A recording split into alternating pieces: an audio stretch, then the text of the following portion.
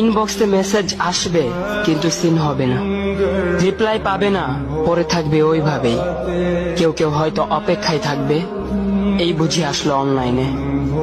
আবার কেউ কেউ হয়তো টেরও পাবে না, কেউ একজন নেই, কেউ একজন হারিয়ে গেছে। হঠাৎ একটা সময় কারোর হয়তো মনে পড়বে, কে জানি আর নেই।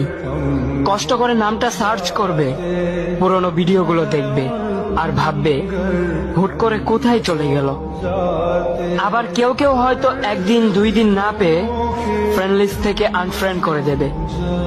যখন আমি থাকবো না তখন আমার স্মৃতি কারোর মনে পড়বে, হয়তো পড়বে, আবার হয়তো পড়বে না।